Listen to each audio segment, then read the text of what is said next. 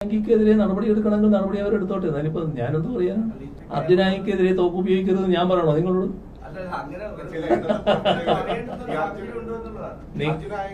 അർജുനായങ്കിനെ ന്യായീകരിക്കേണ്ട ആവശ്യമൊന്നും എന്നെ സംബന്ധിച്ചിടത്തോളം അയാൾക്കെതിരെ നടപടി എടുക്കണമെങ്കിൽ നടപടി എടുത്തോട്ടെ. അതിന് യാതൊരു തടസ്സവും ഞങ്ങൾക്കില്ല. നമസ്കാരം. പോലീസ് കസ്റ്റഡിയിലായതോടെ അർജുനായങ്കി തലവേദനയായിരിക്കുന്നത് കേരളത്തിലെ മറ്റു ജനങ്ങൾക്കല്ല, യഥാർത്ഥത്തിൽ മാർക്സിസ്റ്റ് പാർട്ടിയുടെ നേതാക്കന്മാർക്കാണ്.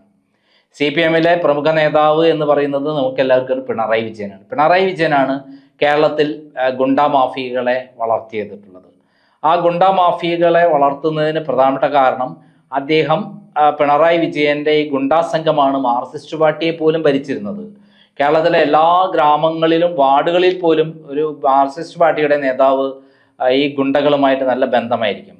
ഈ ഗുണ്ടകളും പിന്നെ പോലീസ് സ്റ്റേഷനിൽ ഒരു പോലീസുകാരനുണ്ടാവും, അതേപോലെ റവന്യൂ ഡിപ്പാർട്ട്മെന്റിൽ ഒരാളുണ്ടാവും, എല്ലാ വകുപ്പുകളും ഒരാളെങ്കിലും ഉണ്ടാവും പിണറായി വിജയൻ്റെ ആളായിട്ട്.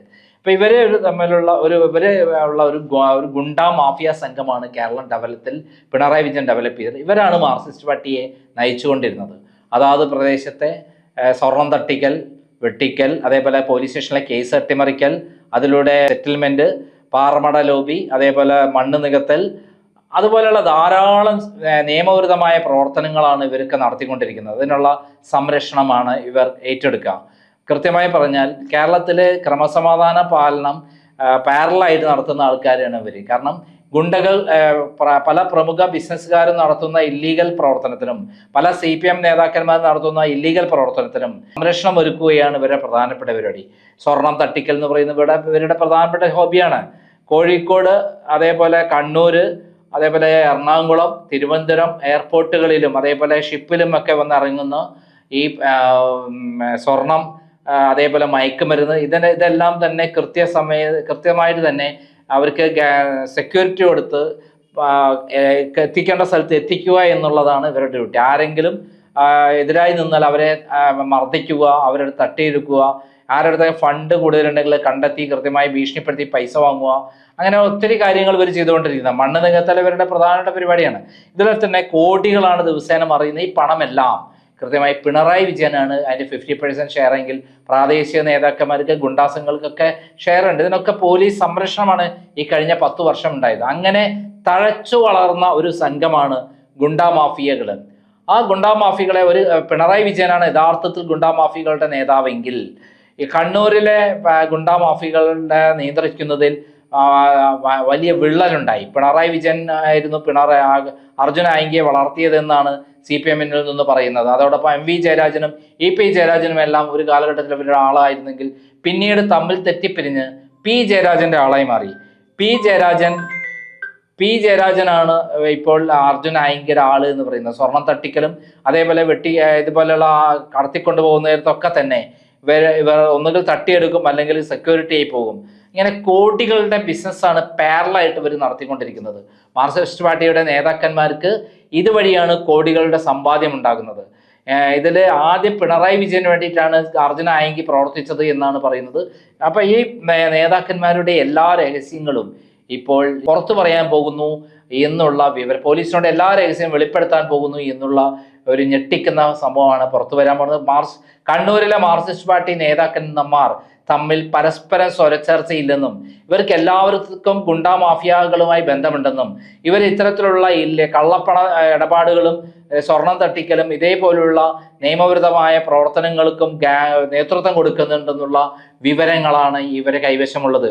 ഇത് ആദ്യം പിണറായി വിജയനാണ് ഇതാക്കിയതെങ്കിൽ പിന്നീട് മറ്റു ജയരാജന്മാരും നടത്തിയിട്ടുണ്ട്. പല പ്രമുഖരായ നേതാക്കന്മാരും ഇതിൻ്റെ ഗുണ്ടാ മാഫിയകളുടെ നേതാക്കന്മാരാണ്. അപ്പൊ ഈ നേതാക്കന്മാരുടെ പ്രവർത്തനങ്ങൾ കൃത്യമായി മനസ്സിലാക്കാൻ ഈ അർജുനായങ്കിയെ കൃത്യമായി ചോദ്യം ചെയ്താൽ മനസ്സിലാകും. ഇപ്പോൾ പേടിച്ചിരിക്കുന്നത് സാധാരണ ജനങ്ങളല്ല, പേടിച്ചിരിക്കുന്നത് പിണറായി വിജയനും EP ജയരാജനും MV ജയരാജനും ഒക്കെയാണ്. ഇന്നലെ പിണറായി വിജയൻ എന്തുകൊണ്ടാണ് അല്ലെങ്കിൽ MV ജയരാജ് എന്തുകൊണ്ടാണ് അർജുനായങ്കിയെ പിടിച്ചോളാൻ പറയുന്നത്? അതിന് കാരണം മുമ്പ് അർജുനായങ്കി പിണറായി വിജയനും അതേപോലെ EP ജയരാജനും വേണ്ടിയിട്ടൊക്കെയാണ് MV ജയരാജനും വേണ്ടിയിട്ടൊക്കെയാണ് പ്രവർത്തിച്ചതെങ്കിൽ ഇപ്പോൾ P ജയരാജന് വേണ്ടി പ്രവർത്തിക്കുന്നു എന്നുള്ളതാണ് CPM-ൻ്റെ ഉള്ളിൽ നിന്നുള്ള വാർത്ത. അങ്ങനെ വരുമ്പോൾ ഇപ്പോൾ അർജുനായങ്കി P ജയരാജനെ രക്ഷിച്ചുകൊണ്ട് പിണറായി വിജയൻ നടത്തിയിട്ടുള്ള ഇത്തരത്തിലുള്ള ഗുണ്ടാ മാഫിയ പ്രവർത്തനങ്ങൾ, അതേപോലെ സ്വർണം തട്ടിക്കൽ, അതേപോലെ ഇതുപോലുള്ള ഇല്ലീഗലായ കള്ളപ്പണ നിക്ഷേപ ഇടപാടുകളെല്ലാം തന്നെ തുറന്നു പറയാൻ പോകുന്നു എന്നുള്ള കാര്യമാണ്. അതിന്റെ ഭാഗമായിട്ടാണ് പിണറായി വിജയൻ പറഞ്ഞത് ഈ അർജുൻ ആയങ്കിയെ അറസ്റ്റ് ചെയ്തോളൂ, ഞങ്ങൾക്ക് പ്രശ്നമല്ല.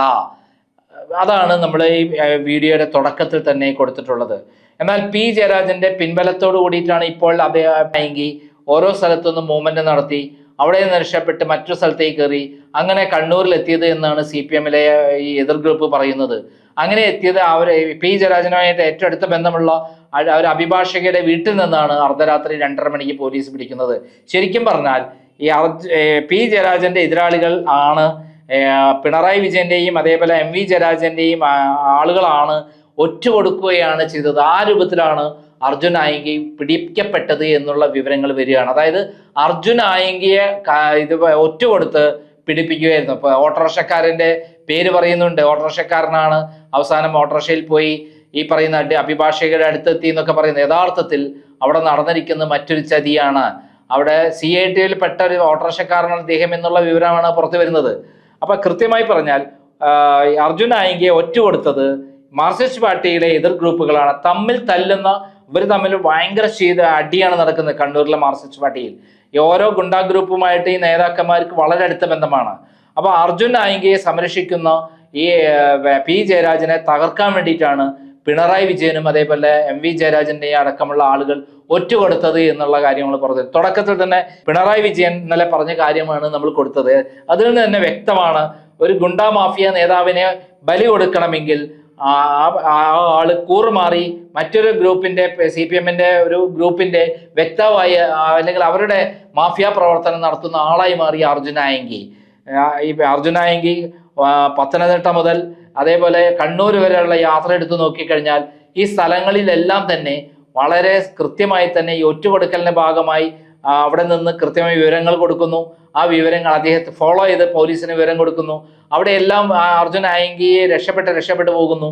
അവസാനം കണ്ണൂരിലെത്തി പൂട്ടിയത് ഈ പിണറായി വിജയന്റെയും അതേപോലെ MV ജയരാജന്റെയും ആളുകളാണ് ഒറ്റുകൊടുത്തത്. ഗുണ്ടകൾ തന്നെയുള്ള ചേരിതിരിവുള്ള ആളുകളാണ് ഒറ്റുകൊടുത്തത് എന്നുള്ളതാണ് പറയുന്നത്. എന്തായാലും ഈ അർജുൻ ആയങ്കി ചെയ്യാൻ പോണത് പി ജയരാജന്റെ കാര്യങ്ങളൊന്നും പറയില്ല. പകരം 2 ജയരാജന്മാരുടെയും അതേപോലെ പിണറായി വിജയന്റെയും അതേപോലെയുള്ള പിണറായി വിജയന്റെ കൂടെ നിൽക്കുന്ന ആളുകളുടെയും എല്ലാ കള്ളപ്പണ നിക്ഷേപത്തിനെയും സ്വർണ്ണ തട്ടിക്കലിനെയും അതേപോലെയുള്ള ഇല്ലീഗൽ ആക്ടിവിറ്റീസിന്റെ എല്ലാ കാര്യങ്ങളും വിളിച്ചു പറയാൻ പോകുന്നു എന്നുള്ളതാണ് ഏറ്റവും പുതിയ വിവരം. ഇപ്പോൾ 23ഓളം കേസുകൾ തന്നെ അർജുൻ ആയങ്കിയുടെ പേരിലുണ്ട്. ഈ അർജുൻ ആയങ്കിയുടെ 23ഓളം കേസുകൾ എന്ന് പറയുന്നത് അത് വലിയ കാര്യമൊന്നുമല്ല.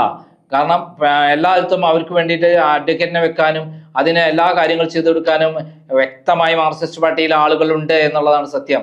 ഇന്നലെ വരെ മാർക്സിസ്റ്റ് ഭരണതലത്തിൽ നിന്നുകൊണ്ട് എല്ലാ തട്ടിപ്പുകളും വെട്ടിപ്പുകളും നടത്തിയുള്ള ആളുകളാണ് ഇവർ. ഇവിടെ നടന്നിട്ടുള്ള പല കൊലപാതകങ്ങളും അതേപോലെ മാഫിയ പ്രവർത്തനങ്ങളും കൃത്യമായി ചുരുളഴിയാവുന്ന രൂപത്തിലുള്ള വിവരണങ്ങൾ അർജുൻ ആയങ്കിക്കുണ്ട്.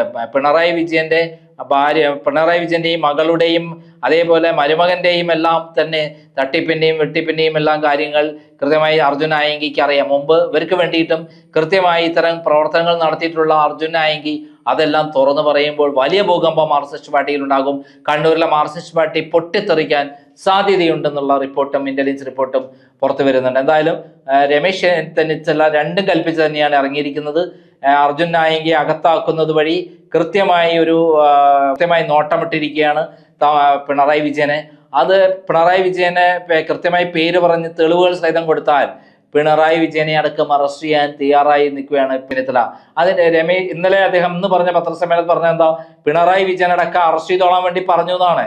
അത് വലിയ തോതിൽ രമേശ് ചെന്നിത്തല പറയാൻ കാരണം എന്താണ്, അത് അർജുൻ ആയങ്കിയുടെ ചെവിട്ടിലെത്താൻ വേണ്ടിയിട്ടാണ്. അങ്ങനെ പിണറായി വിജയൻ ഒറ്റുകൊടുത്തു എന്ന് പറയുന്ന ഒരു സംഭവം വരുമ്പോൾ തീർച്ചയായും അർജുൻ ആയങ്കി അത് കൃത്യമായി വിളിച്ചു പറയും. ആരുടെ പേര്, പിണറായി വിജയൻ നടത്തിയിട്ടുള്ള എല്ലാ ഇത്രയും വൃത്തികേടുകളും തട്ടിപ്പുകളും എല്ലാം തുറന്നു പറയും.